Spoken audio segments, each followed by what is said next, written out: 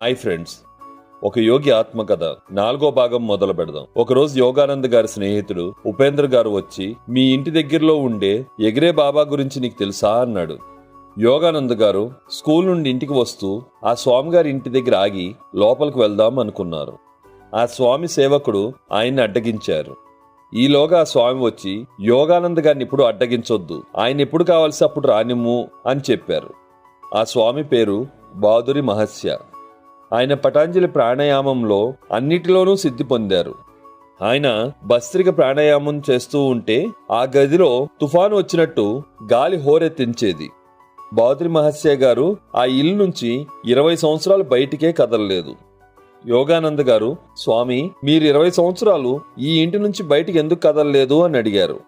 అందుకు ఆ స్వామి, కొన్నిసార్లు ఆ దైవం శాసనాలు అలాగే ఉంటాయి నాయనా అన్నారు. ఆ స్వామి ధ్యానంలో కొంతసేపు కూర్చున్న తర్వాత దూది గాల్లో తేలినట్టు గాల్లో కొన్ని అడుగులు ఎత్తులోకి ఎగరసాగారు. మీరు ఎలా గాల్లోకి ఎగరగలుగుతున్నారు అని అడిగాడు యోగానంద. అందుకు ఆ యోగి, కొన్ని ప్రాణాయామాలు చేయటం వలన శరీరం బరువులేని స్థితి చేరుకుని గాల్లో తేలుతుంది అన్నారు. ఆ స్వామి, ఈ రోజుల్లో జనాలు జలయోగా అంటే తిండి మీద ప్రీతి పెంచుకుంటున్నారు గాని ధ్యాన యోగా మీద శ్రద్ధ పెట్టే వారి సంఖ్య తగ్గిపోతుంది అన్నారు. శిష్యులందరూ వచ్చి కూర్చున్న తర్వాత మీరాబాయి గురించి ఇలా చెప్పసాగారు. మీరాబాయి రాజపుటాని యువరాణి.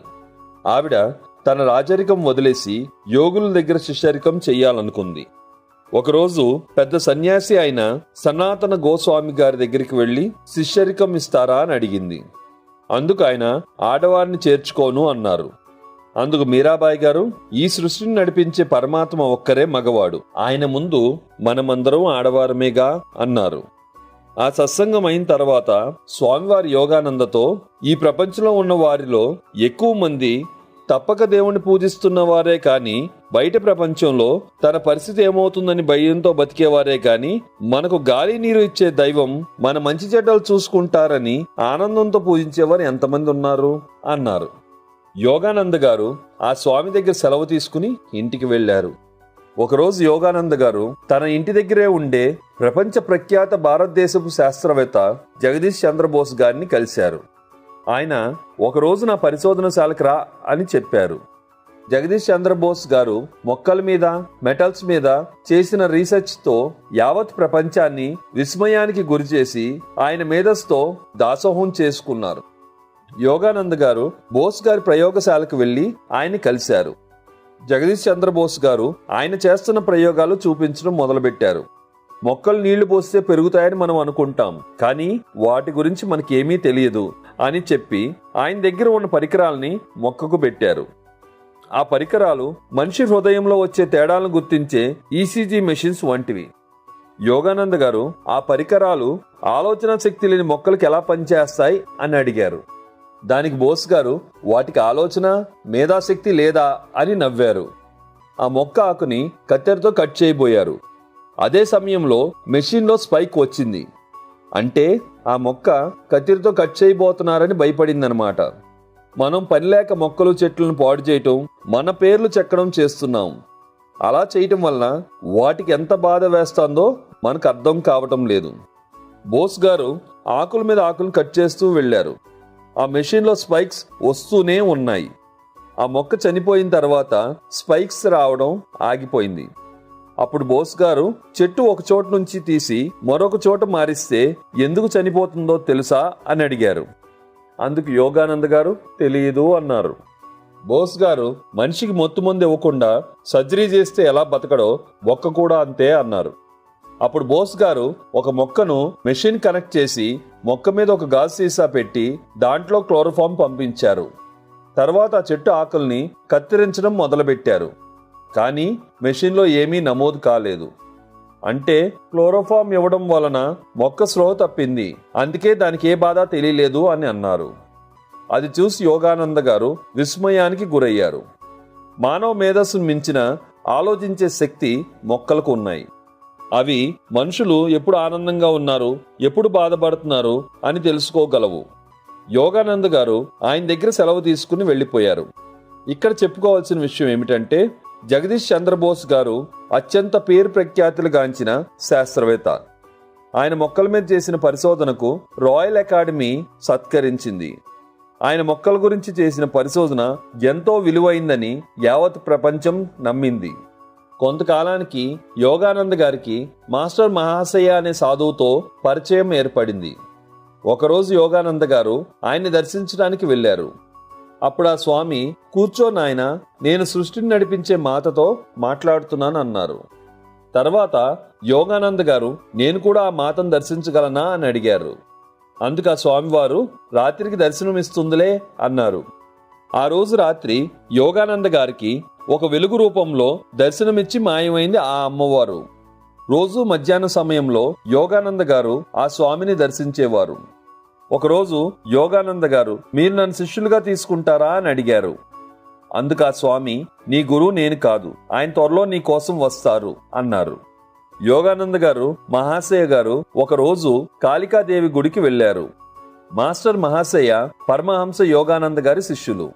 ఒకరోజు వీరిద్దరూ నడుస్తూ ఉంటే ఒక వ్యక్తి వచ్చి చాలాసేపు మహాశయ గారితో మాట్లాడుతూ ఉన్నారు. అప్పుడు యోగానంద గారు నిస్పృహకి లోనయ్యారు. అది గమనించిన మహాశయ గారు యోగానంద గారితో, నీకు ఆ వ్యక్తి నచ్చలేదని అమ్మతో చెప్పాను. ఆవిడ ఎదురుగా కనిపించే ఆ ఎర్ర ఇంటికి చేరేసరికి ఆ వ్యక్తికి ఏదో గుర్తుకు వచ్చి వెళ్ళిపోతాడు అని చెప్పింది అన్నారు. వారు అలా నడుస్తూ ఆ ఇంటికి దగ్గర రాగానే ఆ వ్యక్తి, నాకు అర్జెంట్ పని ఉంది అని వెళ్ళిపోయాడు. ఒకరోజు యోగానంద గారు నడుస్తూ వెళ్తున్నప్పుడు ఒక గుడి దగ్గర కొందరు దేవుడు భజన చేస్తున్నారు. కానీ వారికి మనసులో దైవం మీద ఎటువంటి భక్తిభావం లేదు. అది చూసి యోగానంద గారు, ప్రజలు ఇలా ఎలా ఉంటారు అనుకున్నారు.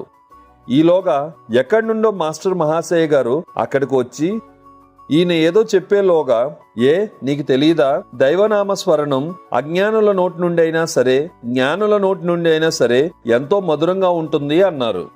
ఒకరోజు యోగానంద గారిని మహాశయ గారు బయోస్కోప్ చూడటానికి తీసుకువెళ్లారు. అప్పట్లో వచ్చిన సినిమాలు అన్నమాట. హాల్లో కూర్చున్న తర్వాత యోగానంద గారికి అది నచ్చలేదు. అప్పుడు మహాశయ గారు, మాతకు నీకు ఈ సినిమా నచ్చలేదని అర్థమైందంట. మనం ఇక్కడ ఉన్నంత వరకు ఈ గదిలో విద్యుత్ దీపాలు పనిచేయవని చెప్పింది అన్నారు. వెంటనే ఆ గదిలో కరెంటు పోయింది. చుట్టుపక్కల మొత్తం కరెంటు ఉంది. వారు హాల్లో నుంచి బయటకు వచ్చిన వెంటనే కరెంటు వచ్చింది. అప్పుడు మహాశయ గారు, నీకు ఆ బయోస్కోప్ నచ్చలేదు కదా, వేరే బయోస్కోప్ చూపిస్తాను రమ్మన్నారు. ఆయన యోగానంద గారి గుండె మీద తట్టారు. వెంటనే యోగానంద గారి చుట్టూ ఉన్న ప్రపంచం మోగపోయింది.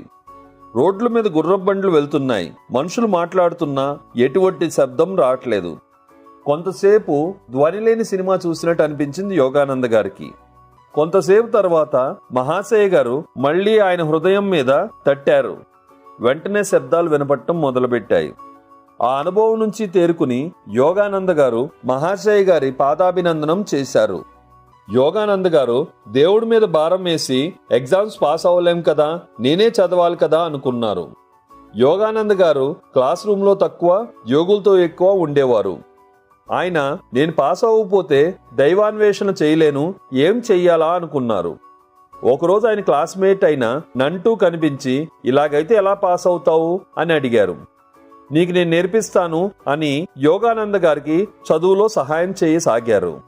వారి సహాయంతో యోగానంద గారు హయ్యర్ సెకండరీ పాస్ అయ్యారు.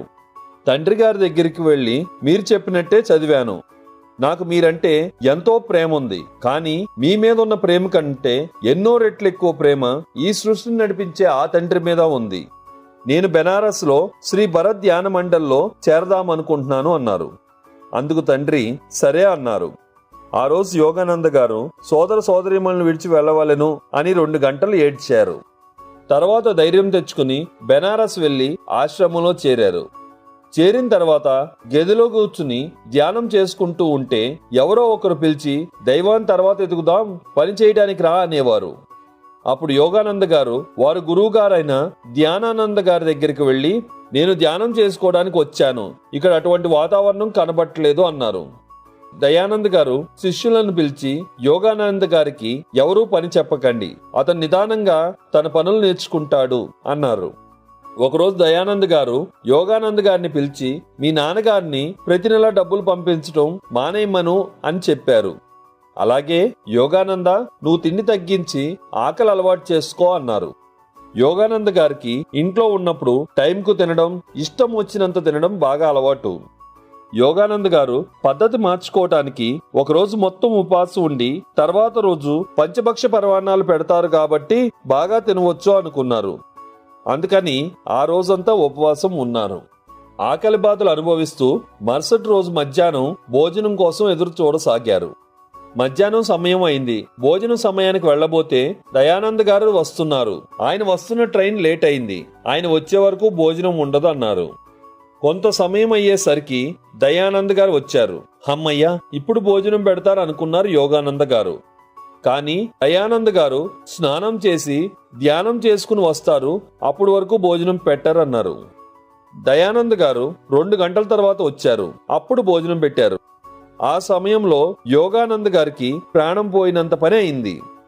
తర్వాత యోగానంద్ గారు దయానంద్ గారితో, స్వామి, మీరు ఎంతో దూరం ప్రయాణం చేసి వచ్చారు, కానీ చాలా కొంచెం తిన్నారు అని అడిగారు. అందుకు ఆ స్వామి, నేను ప్రయాణం చేసేటప్పుడు బయట భోజనం చేయను, అందుకే 4 రోజుల నుంచి ఏమీ తినలేదు, రేపు బాగా తింటాలే అన్నారు. యోగానంద్ గారు, స్వామి, నాకెవరూ సమయానికి తిండి ఇవ్వటం లేదు, ఇలా అయితే చనిపోతానేమో అన్నారు. అందుకు ఆ స్వామి గారు ఇలా అన్నారు, అయితే చనిపో, అవసరమైతే చనిపో ముకుందా. నువ్వు తినే తిండి వలన నువ్వు బతుకుతున్నావని ఎప్పుడు నమ్మొద్దు. నువ్వు నమ్మిన దైవం నీకేం కావాలో ఆయనకి తెలుసు.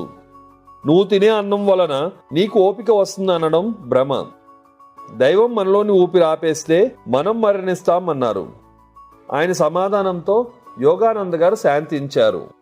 ఈ సంఘటనలన్నీ చూసి యోగానంద్ గారికి నా తాయిత అసలు పనిచేస్తుందా లేదా అని అనుమానం వచ్చింది.